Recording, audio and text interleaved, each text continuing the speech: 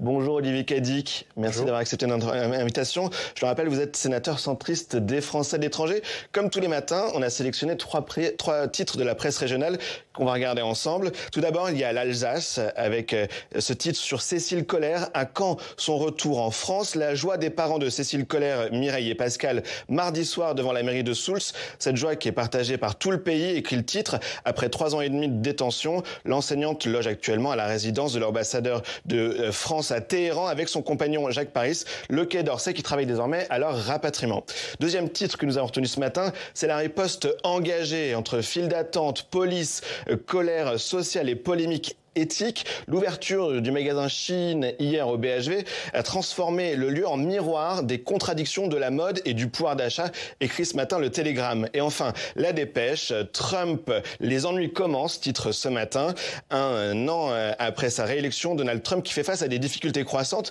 L'élection du démocrate Zoran Mamdani comme maire de New York mardi sur fond de ralentissement économique et de tensions sociales expose la fragilité du second mandat du milliardaire républicain un an avant les élections de mi-mandat. Quelle une choisissez-vous?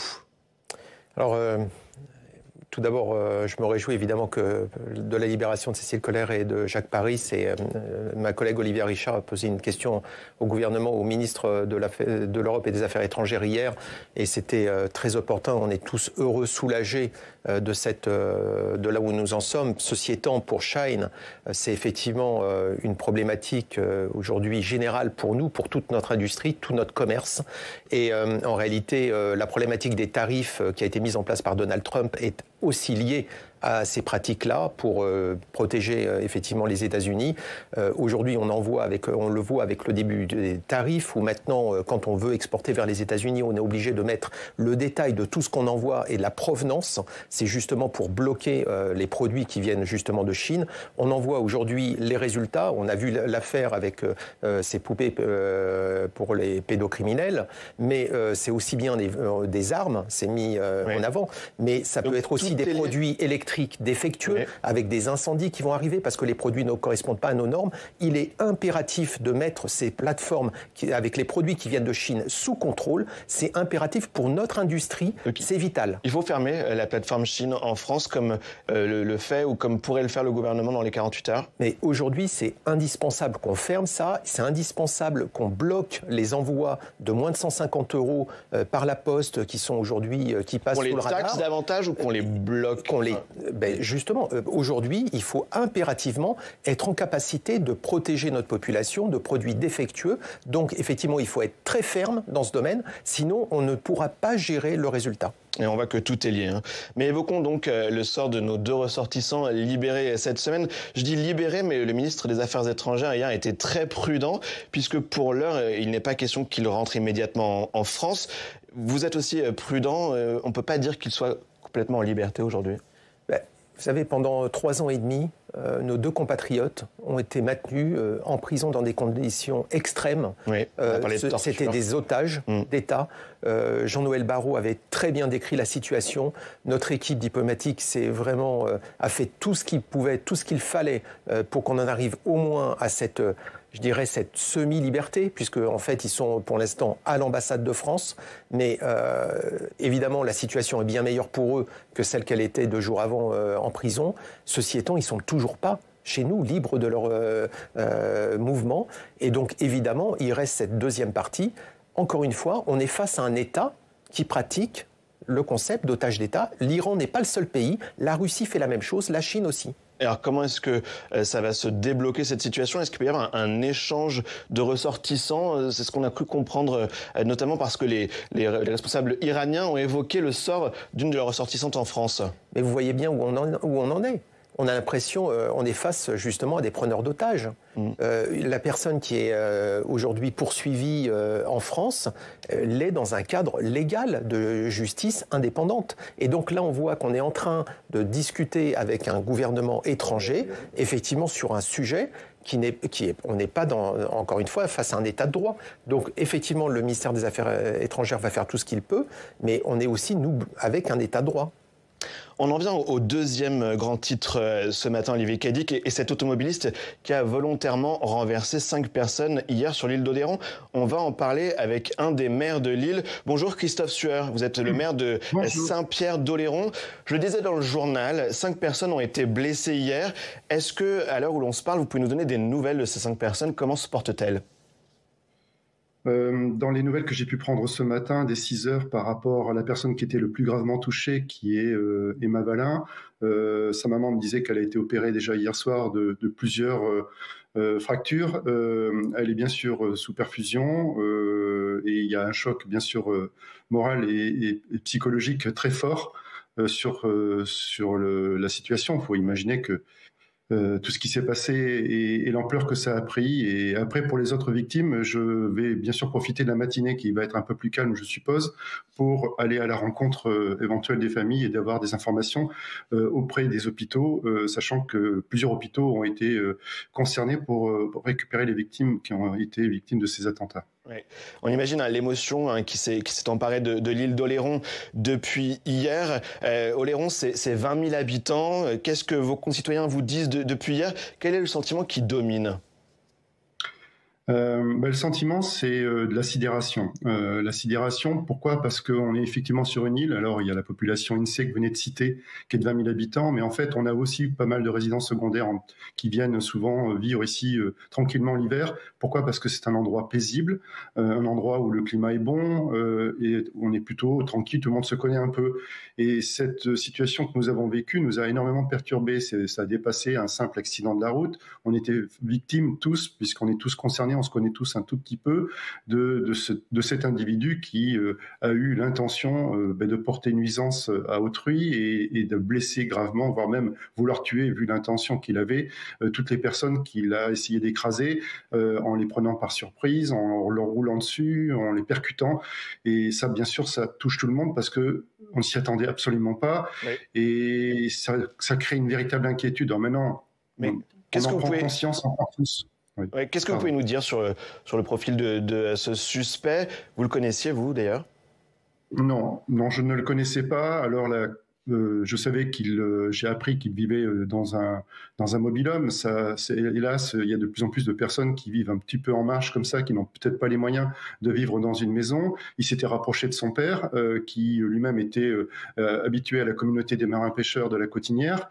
Mais c'est quelqu'un qui était un peu en marge, qui était un personnage qui avait eu quelques affaires avec la gendarmerie. Mais je dirais qu'il y en a partout en France, et hélas, il y en a d'autres. Mais on n'imaginait pas qu'il pouvait... C'était quelqu'un qui, par rapport à son profil sur les réseaux sociaux, je dirais, était invisible, ne semblait pas être dans une position de revendication, quelle qu'elle soit, et son passage à l'acte, tel qu'il l'a fait, nous sidère encore plus. Oui. Olivier Cadic, c'est toujours une épreuve pour un maire de vivre ce genre de situation. Quel regard est-ce que vous portez sur ce qui s'est passé à Oléron hier, et qu'est-ce que vous avez envie de dire à monsieur le maire? Tout d'abord, lui dire toute ma solidarité, évidemment. Et donc, on est tous, évidemment, sous le choc de ce qui s'est passé.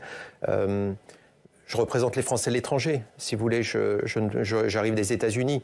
Je ne peux que me réjouir quand je vois quelque chose comme ça, que les armes ne soient pas en vente libre. Et vous savez, aux États-Unis, on est à peu près à... un mass shooting par jour, plus de 500 tueries de masse. J'étais à Chicago la semaine dernière, avec 2 Français. Leur enfant à Minneapolis avait été témoin d'un massacre de masse avec les mêmes chocs. J'ai passé du temps, 1 heure avec eux pour les accompagner, pour voir ce qui s'était passé.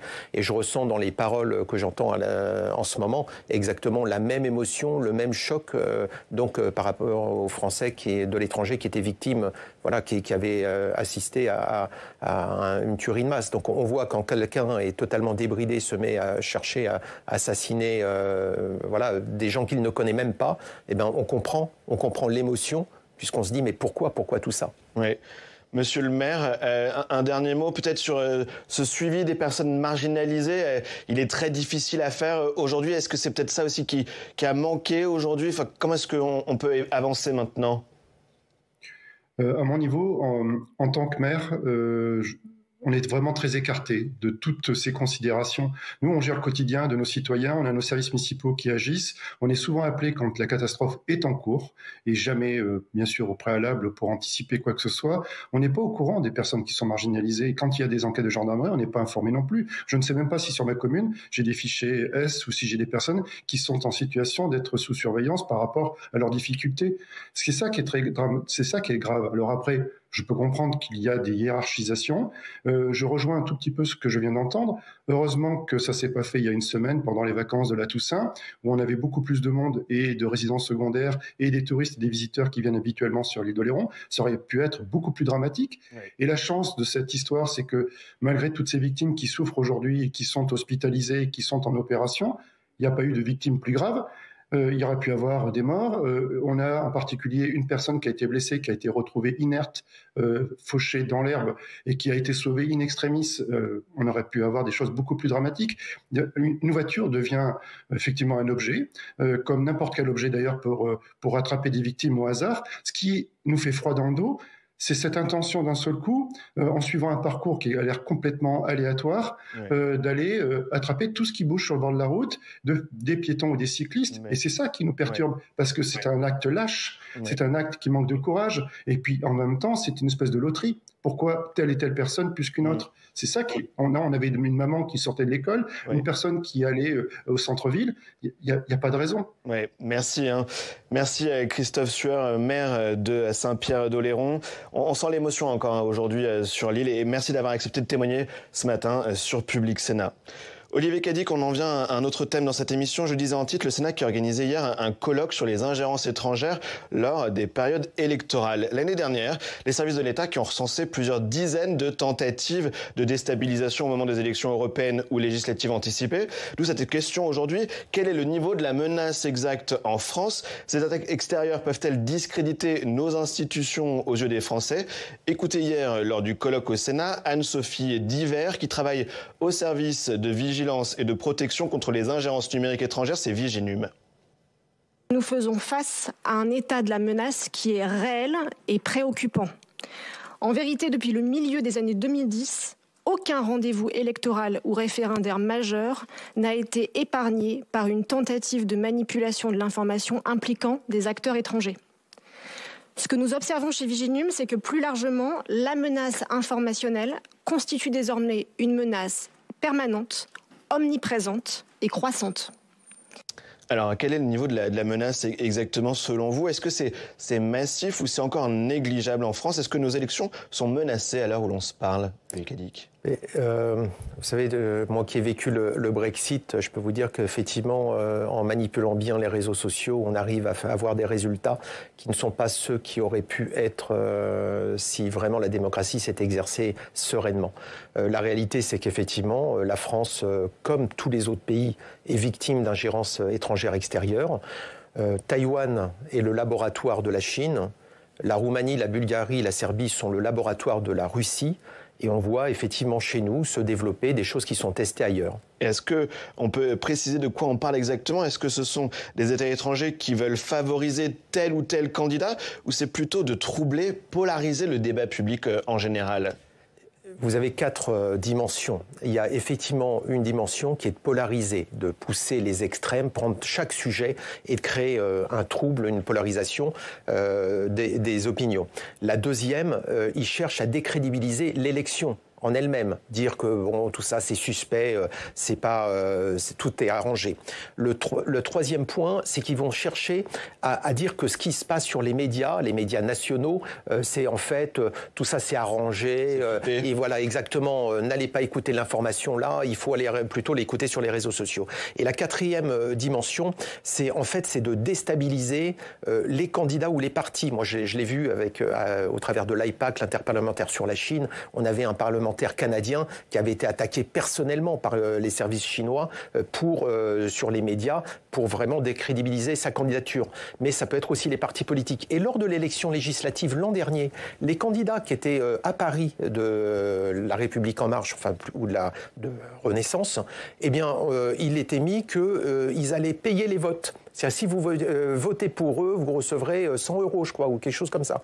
Donc, typiquement, des techniques qu'on voit en Russie, très bien, on peut imaginer, mais ils ont utilisé ça, effectivement, pour décrédibiliser des candidats. Oui, et est-ce que vous pensez que les élections municipales sont directement en danger dès l'année prochaine? Il va falloir qu'on se méfie, nous, le public français, de ces ingérences dès l'année prochaine. Ben, évidemment, on ne change pas une équipe qui gagne. Regardez, aujourd'hui, je ne sais pas, quand on voit que le Rassemblement national est à 35% dans les sondages, qu'on voit que M. Bardella avait gagné tant d'images grâce à TikTok, ce sont exactement les techniques qui sont utilisées par des partis étrangers.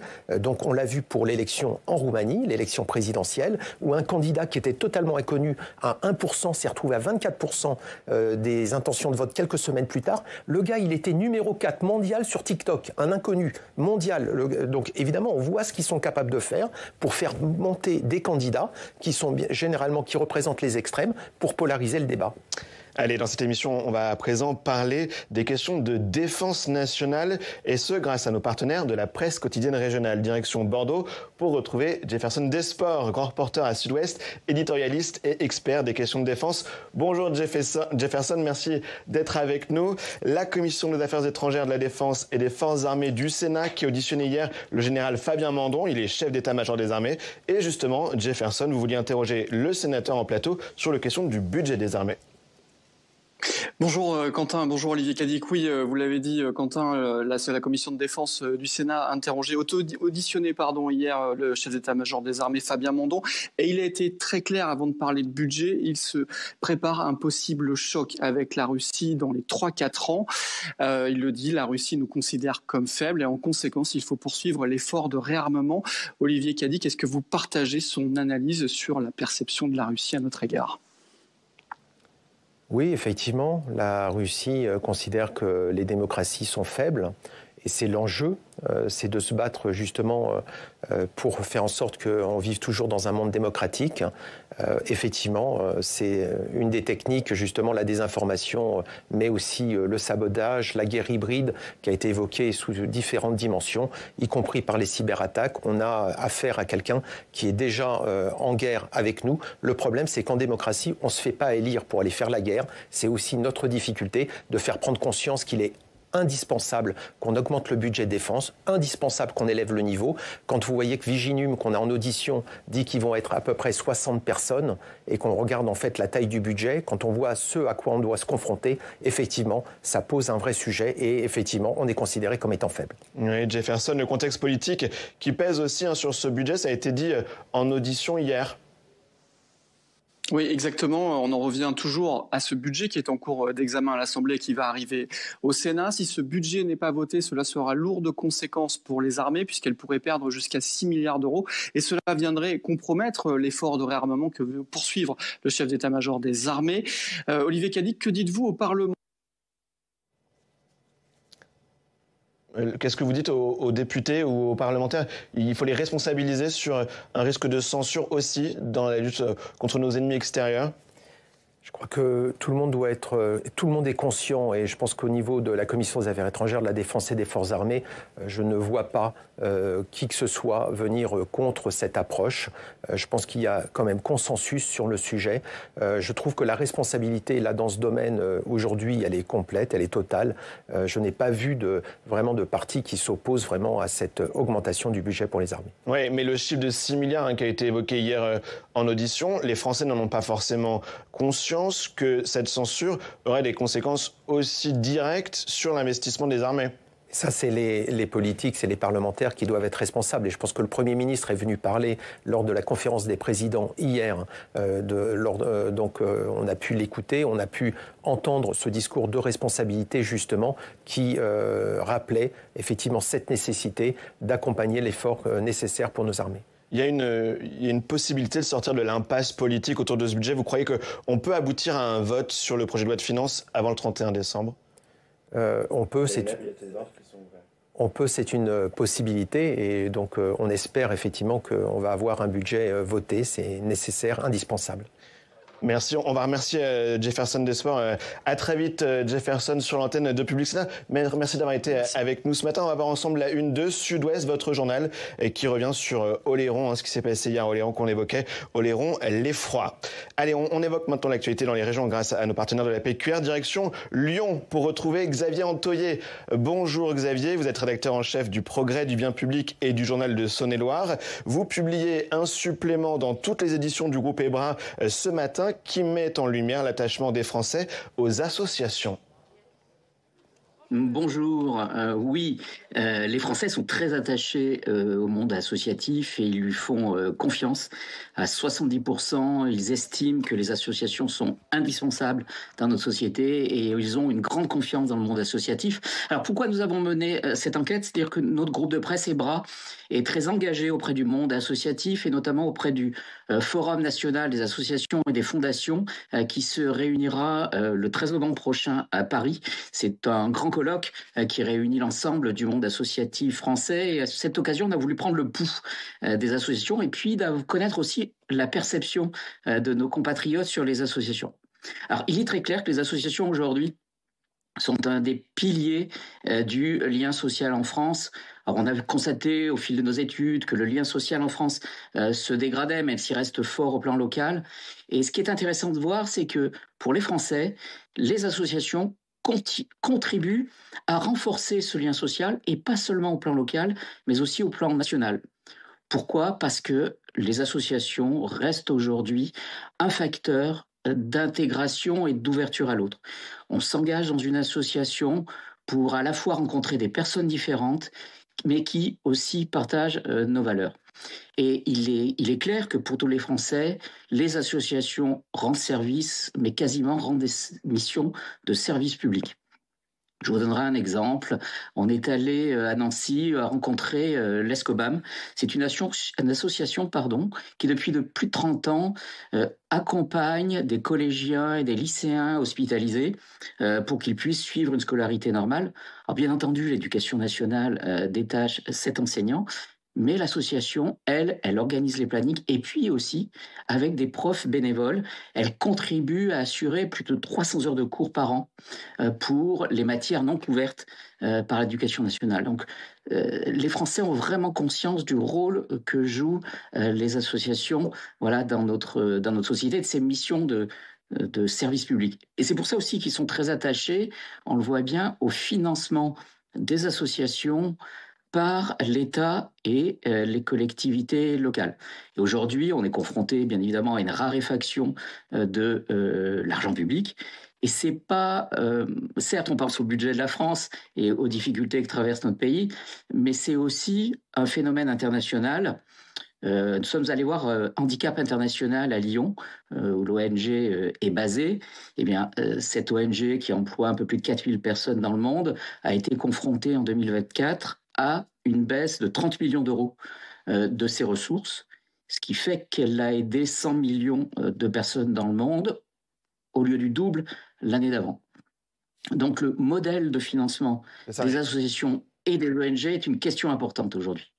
Xavier, vous le dites, le secteur des associations est en train de traverser une période de turbulence aussi. Ça, c'est un fait majeur à noter dans votre dossier spécial. Oui, c'est un pilier de notre société, c'est un pilier de notre lien social, mais ce pilier est fragile. D'abord, il ne faut pas oublier que les associations sont des employeurs. Quasiment 2 millions de Français, 1,9 million pour être précis, travaillent aujourd'hui dans le monde associatif. Donc il y a ce sujet du financement. Alors les Français sont très attachés au financement par l'État et les collectivités locales, c'est ce que je vous disais à l'instant, mais aussi au financement par les dons et à la défiscalisation de ce financement.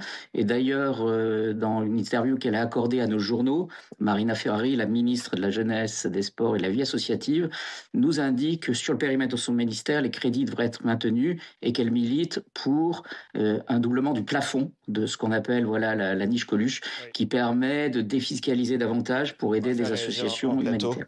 Oui. Merci Xavier. Une réaction à ce que vient d'expliquer ce journaliste.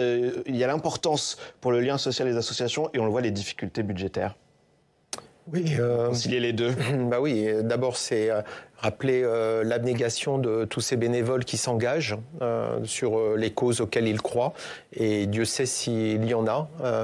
Mais j'en profite, pour faire un lien avec la désinformation, puisqu'on devrait avoir aussi des bénévoles qui nous aident dans ce domaine, qui aident Viginum à Taïwan. Ce sont justement des bénévoles qui aident, qui font qu'il y a, pour une désinformation, il y a une réponse en 200 mots, 2 heures, avec de l'humour, c'est fait avec des civils. Et donc si on pouvait avoir une association comme ça qui nous aide aussi dans ce domaine, ça serait formidable. Mais bravo de rappeler l'importance de ce phénomène associatif et le nombre de Français qui s'engagent de façon bénévole. Merci. Merci Xavier Antoyer, rédacteur en chef du Progrès, du Bien Public et du Journal de Saône-et-Loire. On voit la une du Progrès ce matin, les associations ciment de notre société. Merci Olivier Cadic d'avoir été en notre compagnie pour cette première demi-heure. On va prendre la direction du palais des Congrès de Versailles.